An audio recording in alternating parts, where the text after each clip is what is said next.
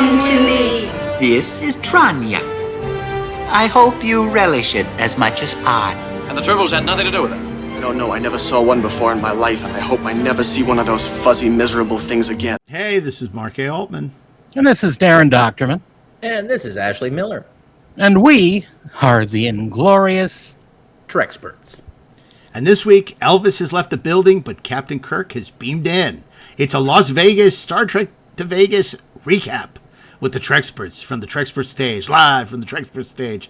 It's actually not live from the Treksperts Stage. It's not live. It's not we're live. back. No. We're back. We're a week after the Treksperts Stage ended. Everything's back in LA except my voice. Everything is returned. So, yeah, we're glad to be back. We had an amazing time in Las Vegas. Before we talk about that, I just want to say, someone slipped this into my bag. I don't know who's responsible, but I want to thank them when I find out. This is an 8-track cassette of Inside. Someone gave that to me. Oh, really? To me, it's not for me? And, well, I mean, you can have it.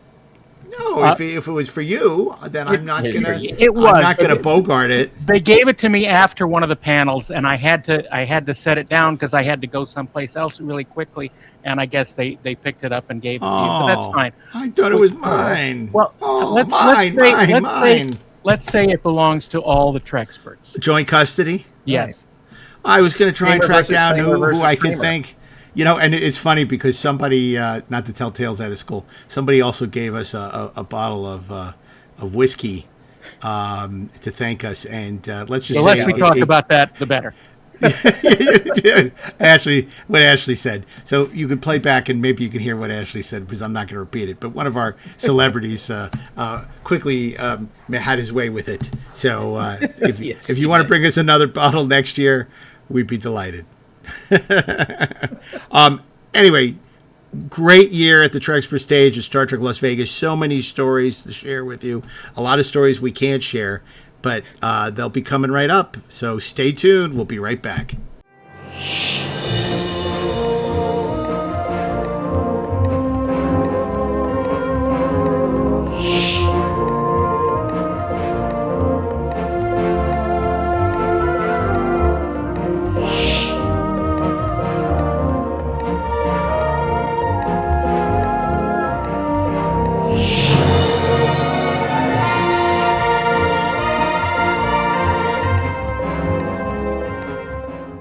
Okay, we're back. We're talking about Las Vegas, baby, and what happened in Las Vegas isn't going to stay in Las Vegas because we're going to spill the deets Not right for now. long, yeah. Yeah. What'd you think? What'd you think? What a Savings. crazed number of days. It's always an interesting experience. It was great this year. I think we might have surpassed even our previous shows. I think we did. Ashley, what do you think? You know, it's funny. I when it was wrapping up on DOTA, right, the final season, I remember saying to my assistant, to Zach Ragatz, I said, you know what? When we're done with the final episode, we will finally understand how to make this show. And that's how I felt about Vegas this year. I felt like, okay, by the time we hit Sunday, we'll finally understand how to put on this show. And I just felt like, look, I felt like the audience was really into it. I thought the panels were great, but I think the thing that was most different to me was just what a well-oiled machine it felt like this year. You know, was everything perfect? No, but it's never going to be perfect. Yeah, it's never going to be perfect. But you know, a big part of that is because of our amazing volunteers, our production coordinator Aaron Ratner, who is just at the center of all the action. Couldn't do it without him. You know, this year we had John Wilkes Booth at the booth, Dave Williams. Okay, maybe not John Wilkes Booth. That's probably not. But Dave running operations. The booth ran really well. He was running around yelling. Reading of My American Cousin was pretty crazy. He was running around yelling "Sic Semper Tyrannis." So well, and obviously Aaron Carlson, his third go round. I would give him the Edith Head Memorial Award because not only did he bring these amazing costumes, which we had on stage and we had at the booth, but man, he was running that thing so well, like clockwork. I mean, it was just, he was doing an amazing job. He's such a great guy. One of the real joys of this is all these wonderful people we met. We would have never met Aaron Carlson if it hadn't been for these these events that we do. You're curating the Treksperts every year. Stage. And I would go that far. lest we forget the amazing Brian Mix, who He mixed it up. He does so many things and does them without complaining, even though he very much could. He's the jack of all trades. He does an amazing job. And of course, my brother Dave. Well, your brother Dave stepped it up this year. Your brother Dave is the quiet assassin because he always is just, you can rely on him for everything. He's fantastic. He's always willing to help. Great guy. But this year, when we put out the bat signal, said we need somebody to be the Gorgon in our Children Shall Lead panel, he said he'd do it, and he was great. And he sure did. And he came out. He did dialogue. He did the whole Megillah. It was fantastic. We didn't count on there being another Gorgon there. It was like a Gorgon. Yeah. Although Gorgon Fest was kind of an a-hole, I have to tell you, because the Gorgon is an a-hole. Well, no, he like nearly like ran me over like in the hallway. Like walking down towards. Oh, he ran you over. Almost ran you over on his feet. Yeah, that's really dangerous as opposed to a fucking scooter. Easy. No, but he was. I was like, my dude. I just want to give you an elbow in your Gorgon face. But as you believe, he did. So shall you do. He did seem like he feel like his thunder was stolen because we had a Gorgon. He was like, I thought I'd be the Gorgon. He was like hanging out on the back of the stage trying to impress everybody. Meanwhile, another Gorgon. We had another. We had like the smoke, and then the Gorgon came out of the smoke, and we had the children who were leading. Yeah, so I think he felt like, I was going to go and impress these people, and he was the also ran. He looked good though. He nice costume. But our Gorgon lit up thanks to Hazel Honeysuckle. Not that she made him light up. She actually built the costume. She set him on fire. Authentic. She didn't set him on fire. No, but look. Obviously, one of the things I think that made this year so special is Dennis Cordell and Annie as our house band. The Atoz. What a great discovery and revelation. Yes. They were fantastic. I was listening.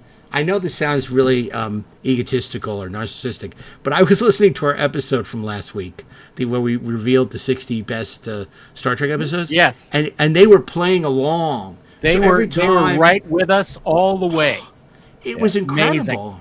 And like when you mentioned the Enterprise incident, they would go dun dun dun dun. Yeah. I did a bit with the Spy Hards during one of our panels, where they played them on with the Bond theme, and I said, yeah, anybody can play the Bond theme, but I bet you can't play one of these other Bond songs that are did more. They play all the time in the world? You bet they did. Oh yeah, and then I threw out and then they threw out like Diamonds Are Forever or Live and Let Die. Yeah. I said, okay, fine, those are everyone Goldfinger. Yeah, we know. How about the Man with the Golden Gun? And then they started bum, bum, bum, bum, bum, bum, bum, bum. And I'm like, oh my god, it was so good. I felt like I was in Scaramanga's Funhouse. But Dennis and Annie, not only were they so spot on with all their musical choices, but they were just such nice people. Lovely people. Yeah.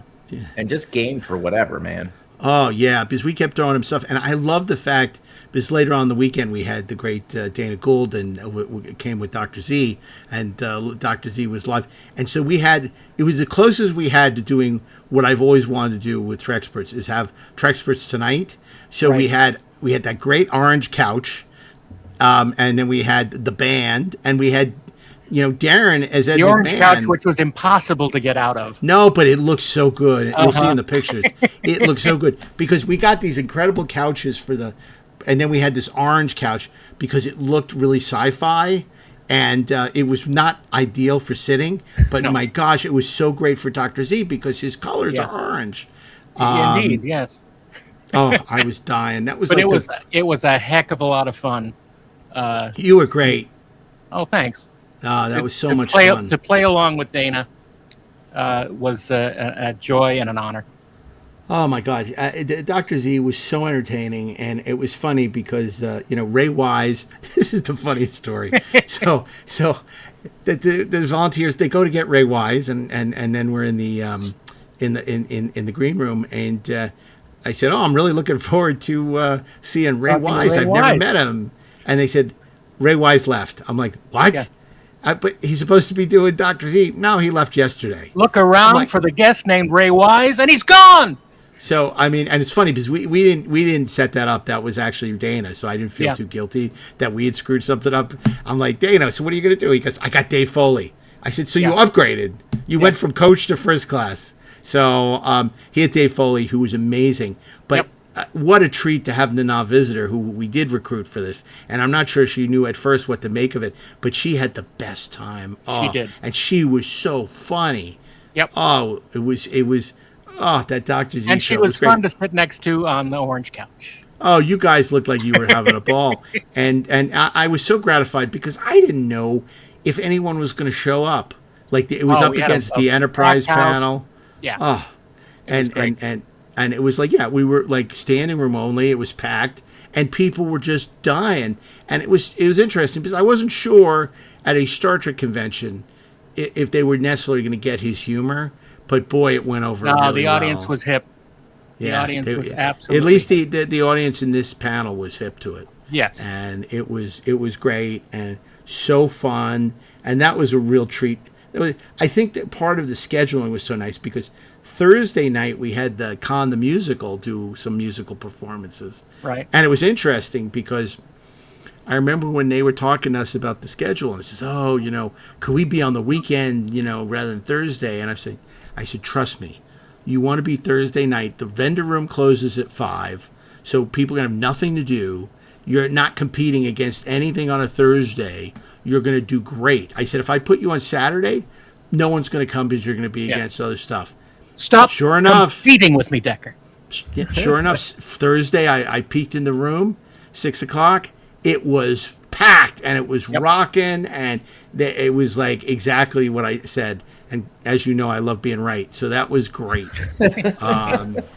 So I was so happy to see they had a great crowd, great turnout. People really enjoyed. They're going to be in Philadelphia in I think this fall. So if you're in Philadelphia on the East Coast, you want to check out Con the Musical, you should do that. It was almost like it was like the best of the podcast. I felt like this was the most podcasty of all the years we've done because, of course, DAREN sat down with. And this got so many people were joking about this, and it was so us. Dave Addy on the Font Frontier. Oh my God, that was so much fun. That was so much fun, and he brought it, and we had a great time just talking about stupid letters and shapes and fonts. So, kerning. Yeah, How do you feel? And about letting and kerning Yeah. and letting. Yeah, it was funny because a lot of people said, with fonts? Well, I'm like, this is the most Treksperts panel all weekend. yep. And And I it's said the it's gonna most be great. it's the most old school convention panel ever. Because that's what the we kind of need to stuff see that is more we used actors to have. talking. Yeah. Yeah. No, it was great. The only thing that would have made it better is if we had Richard Endlin talking about the original Star Trek font.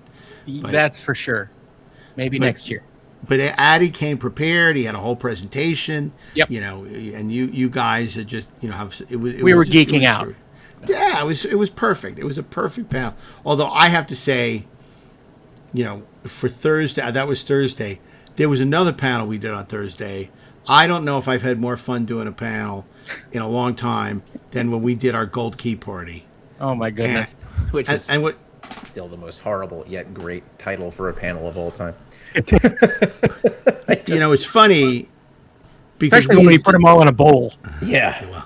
we had done this 2 years ago. Kind and of. it was fine. It was fine. And I realized the problem with the panel was we didn't have visuals, right? You Right. can't do this talking about how funny this is without showing it. So we remedied it. David Tipton put together a really great presentation of panels from the comics. And oh my God, was that funny. Everyone was just on fire.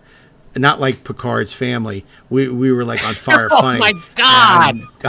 And They're so very gentle. and it was so much fun because it's just, you don't even realize how crazy some of this was, and some of the stuff we were seeing in these panels, and just how not Star Trek it was, and yet trying to be Star Trek.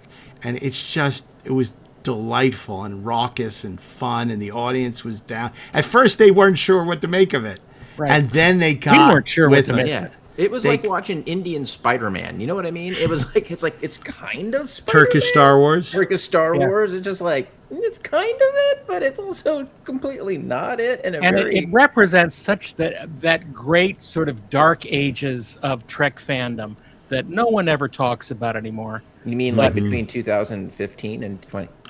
No, the other dark ages.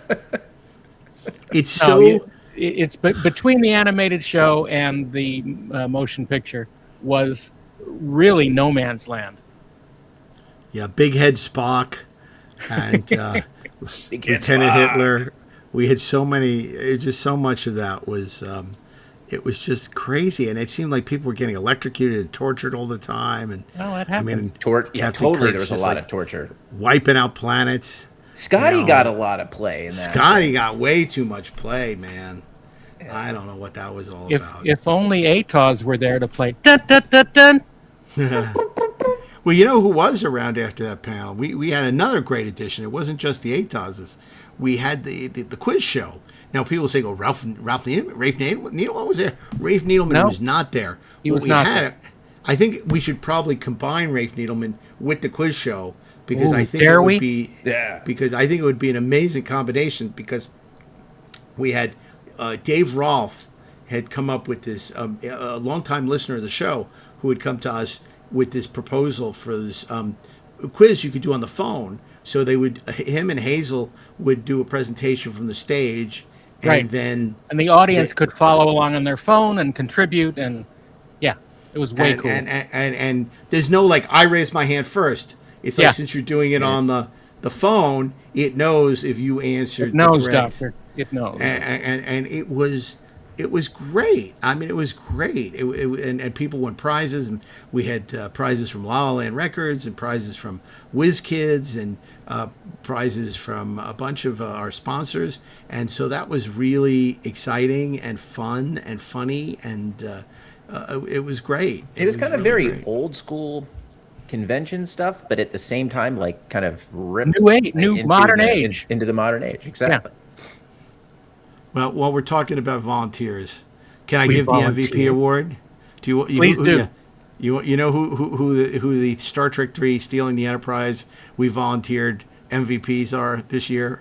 The Kemp family, Brent, Ann, Kath, and even though he's not part of the family, we'll give him credit. Henry Job. He's like the guy with the extra thing at the end, the little smiling at the end. What's my last name? You don't know. After you meet the family, like Mama's family and the crazy, wacky next door neighbor, man, the Kemps rocked it. They were amazing. Oh man. Yeah, and let's not forget to mention Ozzy. Well, she did an amazing job as always, but no sophomore slump. Don't want to forget her. Nope. No, can't forget Zazie. Zazie did an amazing job, or Zazie, however you pronounce it. You know, I'm so excited about her potential. She came to us and said, "Hey, can I be on the 1966 panel?" And she was terrific. And aside from her comments about Batman, but she was awesome. I'm hoping if we do this again, she'll moderate some panels for us. No, she would be great as a moderator. I just want to say a little shout out to Brent, Ann, and Kath and Henry. Look, those Brent guys. Spiner? Yeah. To the Kemp family, look, the fact that they were here, they were the Roy Kent of they were the Roy Kent without the profanity. They were here, they were there, they were every fucking where. It was crazy, man. And Kath was I joked that she was kind of like Scooter on the Muppet Show. 5 minutes, Mr. Frog. She was Scooter. Yeah. She was totally Scooter. And of course, Jeremy Kemp played Picard's brother. That's right. You know, and then his kid died in a fire. Oh my God! It all comes back to dying in a fire. Yeah. No, they were so fantastic. And Aaron Gray has a new best friend, and Anne, and I just and Kath, had a stage management background, so having her backstage really helped to keep things going. And of course, speaking of listeners, we had Bethany Howe did a fantastic job with the Green Room, and Woodrow Wilson, with the Green Room, who did a great job with the League of Nations. And Well, yeah, he kind of did. But and yeah, so it was it was like writing with lightning. No, it was they did. It was so great to have these longtime listeners. Of course, speaking of longtime listeners, we could not acknowledge John Carney. John Carney, our social media manager, again always brings it, always there to help, and so great to have around, and really did a fantastic job. Even if the cake he got for Star Trek's 60th birthday looked like Stonehenge, it was so small. I thought we were getting this big sheet cake, people in it, and then I see, here's the cake, and I was like, oh, it's 11 inches. But you know what? It was perfect some people size. think 11 inches is pretty big. Given the fact that none of the actresses would eat it. Right. Yeah. But no, it actually is, I'll tell you what, that's forgivable because John did a great job. He in the middle of all this, he got the cake, he brought it, it was where it needed to be. Fantastic. The problem I have is our photographer did not photograph the cake. We have no pictures of the cake. I think I have a picture. I'll send it to you. Okay, good. But you would think that our photographer, the Happy Birthday Star Trek panel, which revolves around. Maybe he didn't have a lens long enough to capture it. It was so small. Because it was so small. It was the 11 inches. Yeah, exactly. You need 135 millimeter. Yeah. So many great volunteers. If you want to know what it was like to be there, just look at Jeff Bond's Instagram feed. There are plenty of pictures of him with every celebrity there. He'll be happy to show you. And of course, couldn't do it with the incomparable Isaac and Caden, who got to moderate their first panel this year, Ashley, didn't they? Yeah, they did. They did great, man. That panel was awesome. And I loved just sort of watching them up on stage, kind of conferring and kind of doing their thing and managing. I don't know, dude. It was like... Be careful. I think you've uncorked the genie on this one. Yeah, I think we have. Well, we thought it would be funny. We thought it would be funny to have them moderate, and the children shall lead, and have the children lead the discussion. Right. Well, we gave them a deceptively difficult panel to moderate. Yeah, we did. Because number one, it's like we don't know what we would pizza ask party them. day at the retirement home. Number one. Number two, some of those people have these ROM chips that just activate when they get on stage, and they just start taking over, and they got things to say. And how do you control them? I mean, they would be difficult for us to control. And those guys actually did a really good job of kind of keeping things moving. So I think Isaac felt like, at first we gave him this panel because we were being magnanimous and the whole get. He didn't realize it was really because we didn't want to do that panel. It's the Taylor line from Planet Apes. You got what you want, Tiger. How does it taste?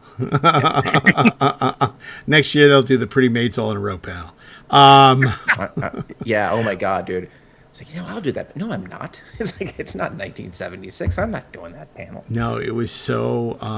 But they did a great job, and then obviously David came out dressed as the Gorgon in the middle of the panel, fantastic. And we had all the kids except for Brian Toshi, who wished he could have been there, but was doing another convention that weekend. And I think he had FOMO because he saw everything that was happening and wished he was there. Because not only did we have the children's lead panel, was he doing a Space Academy convention? No. I mean, our panel was probably as close as you get to a Space Academy. Yeah. Tell me about that, Darren, because we had that great filmation where we brought in Bill Reed, the director of the second season of the anime series, but then we had cast members of Space Academy, Eric Green and Pam Ferdin, and then we also had, William Simpson, who was in the anime series, but also Arc 2. Right. Look, these shows were such a big part of my growing up. I don't know about you guys, but it was so cool to be hanging out with everybody and talking about these things that happened apparently so long ago. But I still remember them vividly. And I love Pam Ferdin. I really do. Got to spend some time with her in Ticonderoga, and it was just as magical in Vegas. I love her. Did she pull the football away from you? Well, not literally, but I knew that she would any moment. Yep. No, that was great. She'll lead, and we had the filmation panel, which was really, getting Bill Reed in there. I really didn't get to spend much time with him, but I was so excited to have him join us. So one of the last living links to the animated series. Yeah, so and many the great closest thing to stories. getting Norm Prescott and Lou Scheimer, Yeah, so who many are great unfortunately stories. gone. Yeah. No, that was great, and we had so many, just so many great panels. But I think, Saturday was really stacked, and I have to say that for me, I keep saying my favorite. This was my favorite panel, no question. My absolute favorite panel. I bet at least one of you, will say the same. Was the Battle of the Network Stars? Goddamn panel. right it was. Yeah, I that mean, was oh my amazing.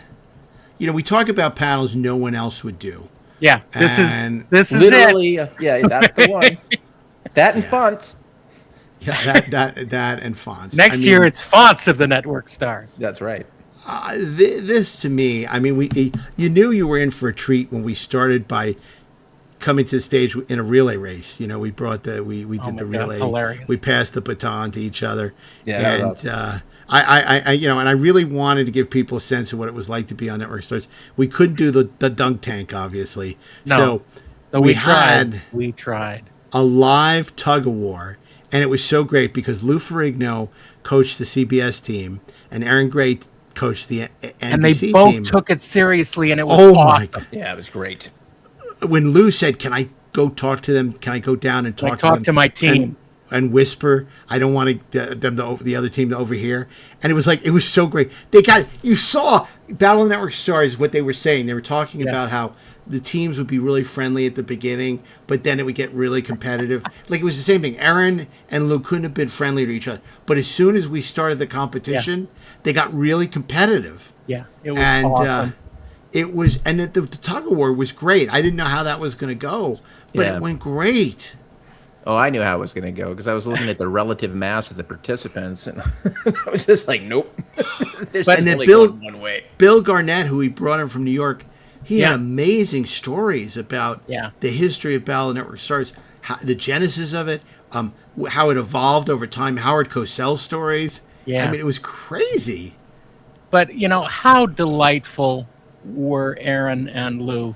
I loved them so much, and they had a great time, and I think they appreciated being there. Oh, no, they did. They both said to me what fun they had. They were so, I think, partially, Aaron wasn't there to talk about Buck Rogers, and Lou wasn't there to talk about the Hulk.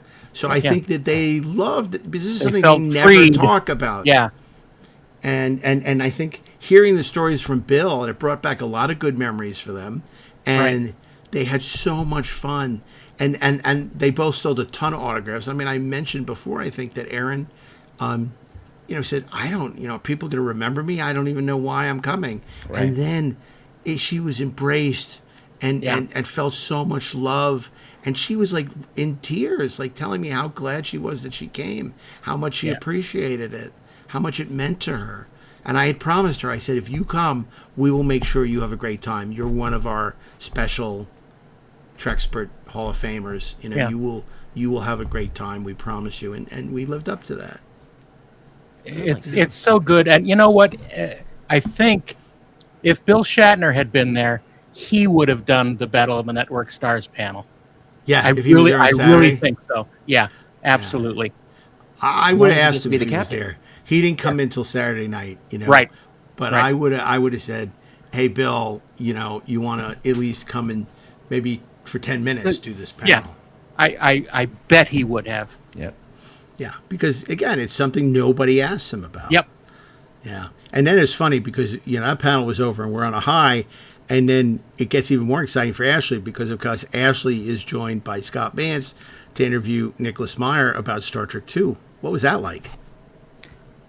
I'm sorry, not Scott Mance. Terry Matalas. It was Terry Matalas. What am I talking about? Blew my mind. No, it's Star Trek 6 with Scott Mance, but Star Trek 2. Terry Matalas, the action figure. Yeah. Yeah. Now, how great was it to have Terry Matalas, who, Picard season 3 is a love letter to Star Trek 2. It really is. I don't think he really knew Nick, so for him to be there and interview Nick with you must have been great. It was. And the other thing, it was just kind of, unpacking a lot of the circumstances that they had in common in terms of what they were trying to accomplish, what they needed to accomplish, whether it was with the movie or with the show.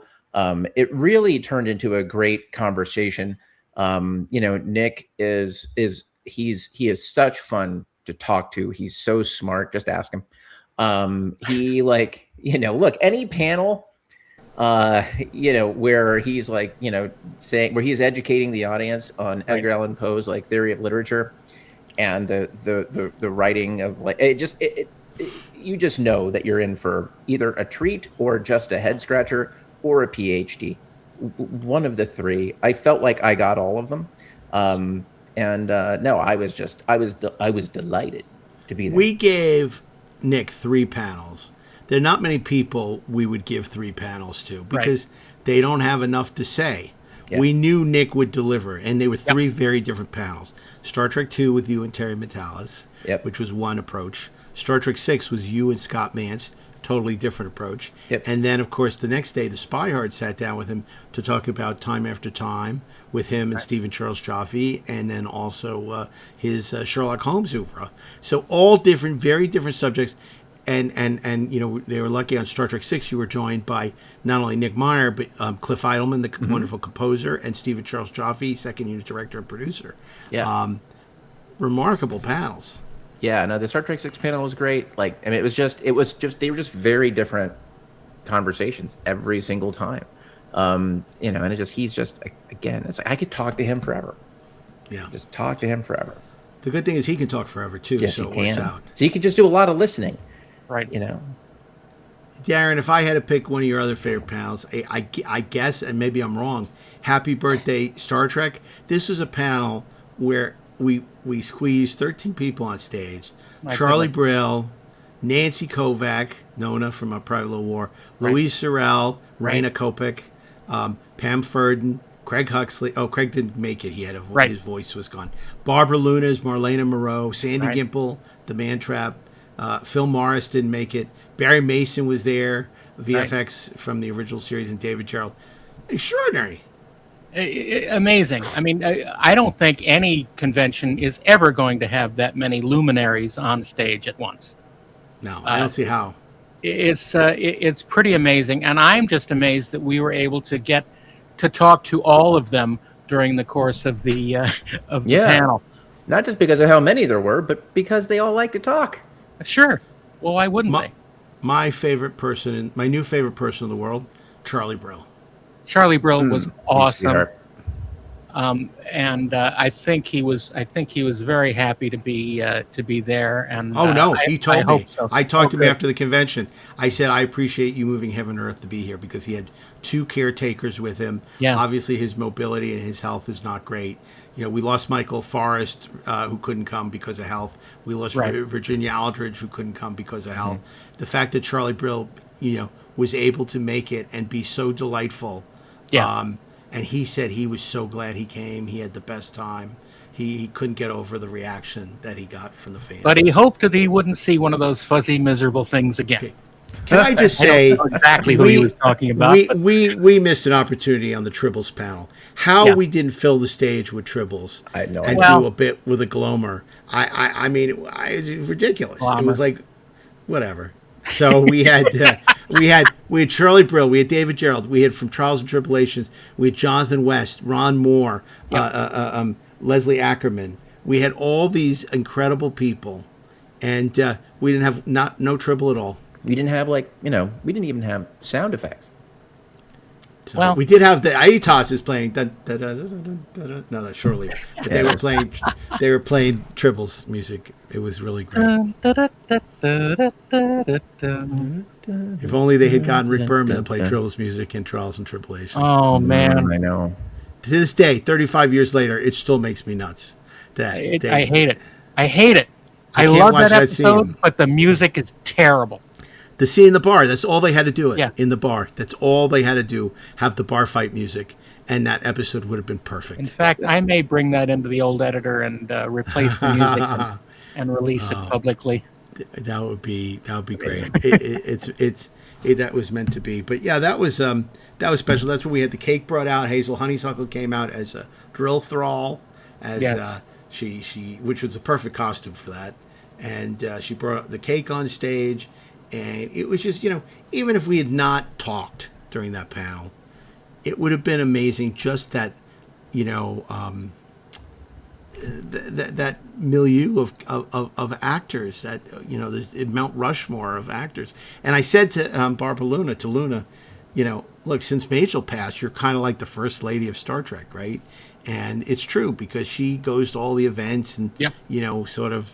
She carries the torch. She carries the torch, and she's so proud of her association with Star Trek, and it's great.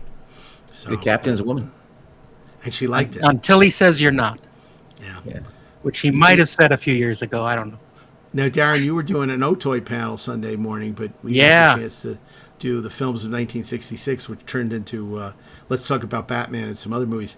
And it was, I'm so sorry I missed it, because I love those movies, and I love the Batman movie. Yeah, it was good. Zazie was terrific. We were joined by Adam Malin of Creation. He was fantastic.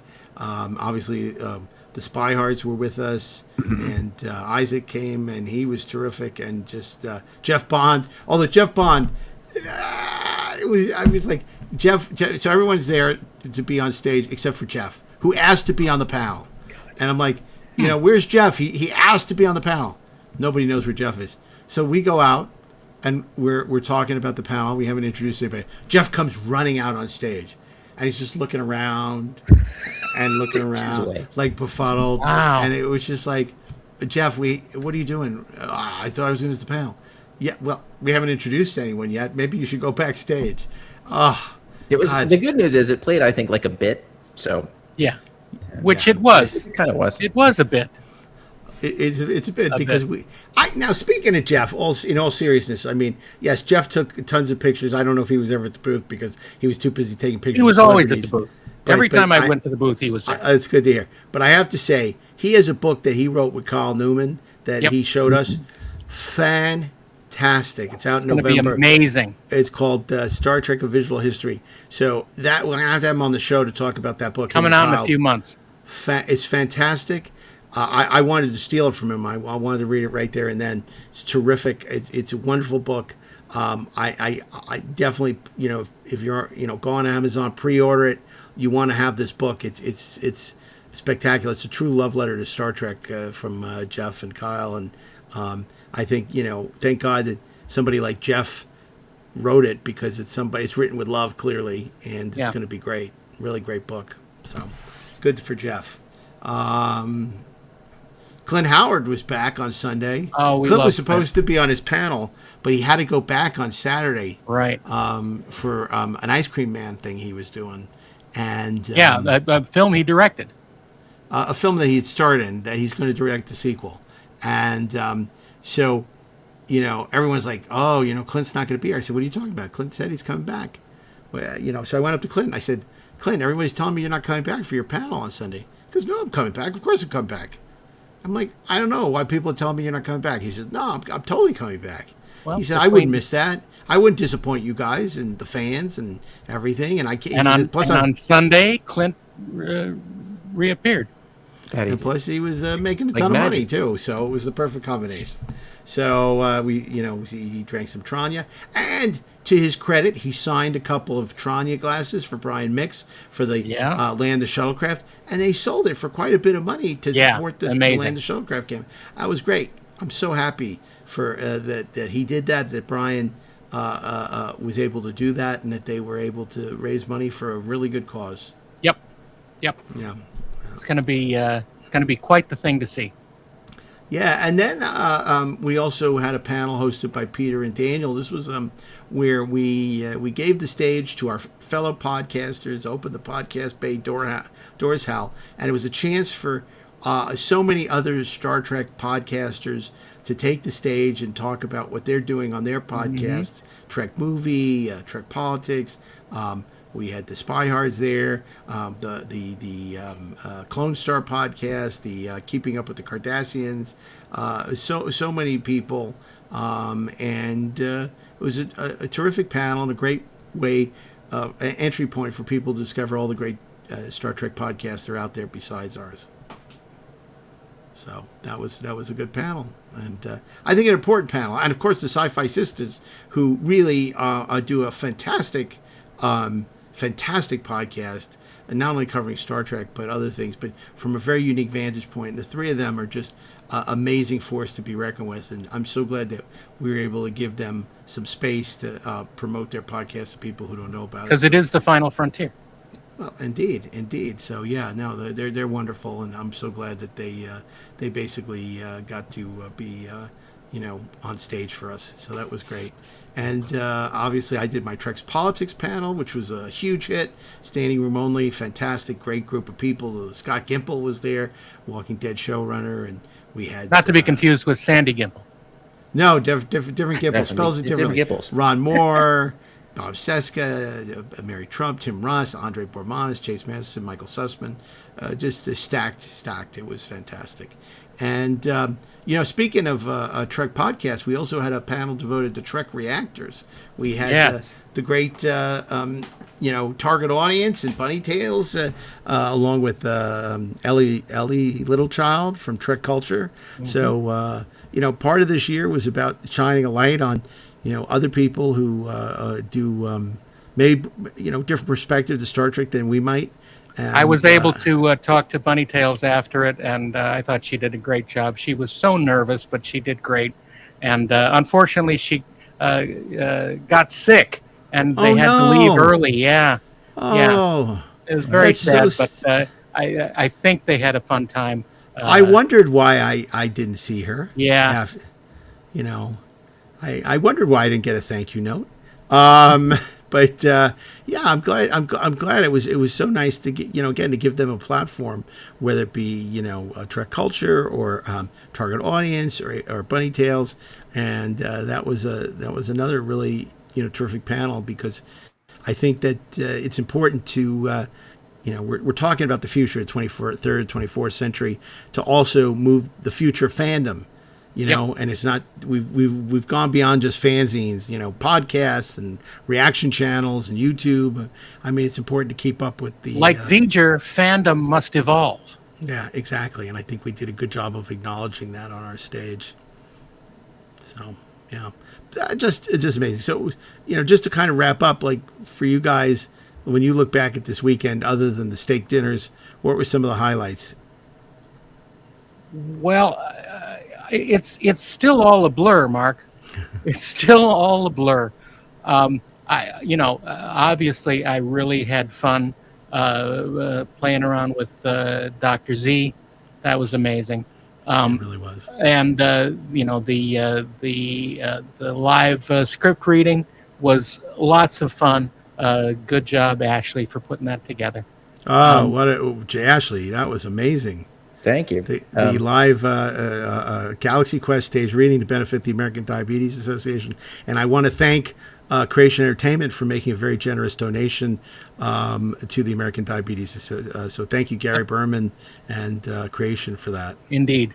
And on that note, with the stage reading, a special shout out to our latest honorary Trekspert, Meredith Lane. Oh yeah. Right. Who is our director of the staged reading and put together the cast and just did an amazing job. And she is just she's a goddamn national treasure. Love her. And look, every year we've talked about this. It's like every year I'm thinking this is it. Like this is going to be a goddamn disaster. And it's never a disaster. It always works somehow. So I'm really excited. So next year, when we do a staged reading of 7, right, guys, it's going to be awesome.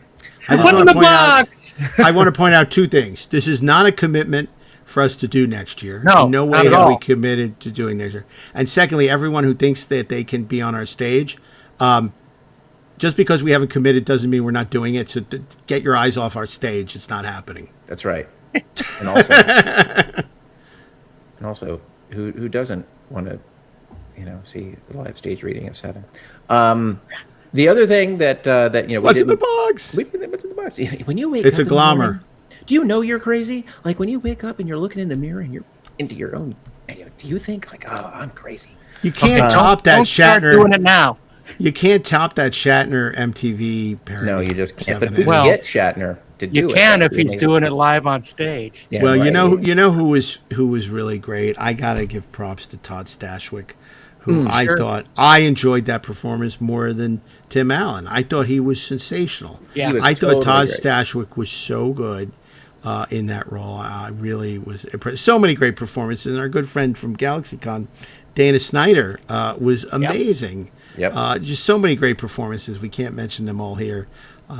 It was really a joy. And the fact that the audience was eating it up and delighted and laughing and just so passionate. And, they'd been to Plan 9 from Outer Space and War of the Juliet Worlds. Landau's combined roles that she played at once was amazing. Yeah, Juliet Landau was great, and I'd be remiss I didn't mention that she was also on the podcast panel talking about her Revamped with Juliet Landau, which is a terrific podcast that she does talking about Buffy the Vampire Slayer. So yeah, Juliet Landau was a great guest. It was great to have her this year. We loved having her, and she was terrific in the stage reading. So. And we also had on the stage reading, and he had his own panel, and it was, and I had the amazing opportunity to talk to him, was Ken Marshall. Oh yes. Yeah, so he was great in the stage reading, and I got to spend an hour talking to him about playing Commander Eddington, but also just his career as an actor. Obviously, I spent a long time talking about Krull. It was fabulous. Right? As it's like, what is it like to be in a movie with one of the most beautiful things that God ever created? And I don't just mean Lysette Anthony or the Glaive. The Glaive. It's like it's so close. It's so close, but that's funny. Yeah. That's really funny. Well, I know you loved Ken Marshall, and he was delightful, and I'm so glad that we had him at his first convention. Somebody else we had at their first convention who I also found to be a pure joy, and I'm so glad that we were able to find him and bring him out, was Tom Wright, Tuvix himself. He was so lovely. And he apparently sad at the end when we had to send him back to the transport. He was really worried that, this would be too overwhelming for him, or that nobody would know who or care who he was. And he was so embraced, and just what a great guy. You couldn't have him and Tim Russ together on the stage at the same time. No, you really couldn't. Him, Ethan Phillips, and we should have had. Yeah, we should have. Maybe in the future. Not that I'm saying we'll do it again. No, this is not because in any way a promise. This is Although I do want to say, no way contractually obligated statements. Hearing us talk about it and listening over the next couple of weeks as we share some of these panels with you is no substitute for actually being there. Right. And I would say that I guess they just announced the dates for next year. And while I can't promise you that with the Treksperts will return, I would highly encourage you to get your tickets because you probably want to go. Much like James Bond. Yes. Much like James Bond. Speaking of which, Factory Entertainment had some great James Bond stuff. They sure but they did. also had some great Star Trek stuff, and we got to spend some time with them and doing some really great stuff. I'm so over the moon about their Galactica 1978 line that is just spectacular. And Jordan and his that team. freaking bridge set is amazing. It's only going to be about, what, 3,000, I think they said? Something like that, yeah. It's not like one of these $15,000, $20,000 limited, it's like, and it's pretty spectacular. I mean, feed that inner child now. Well, all I can say is it's for those of you who aren't married, it's probably a more viable addition to your collection. Right, I was going to say I have actual children to feed. I was going to say it's going to be like the wagon wheel coffee table, where even though my wife is a huge Star Trek fan, she'd be like, "Why are you buying a $3,000 replica of the bridge? Where are you going to Because it tasks me." And I must have it. So I don't know. We'll see. Many such journeys are possible.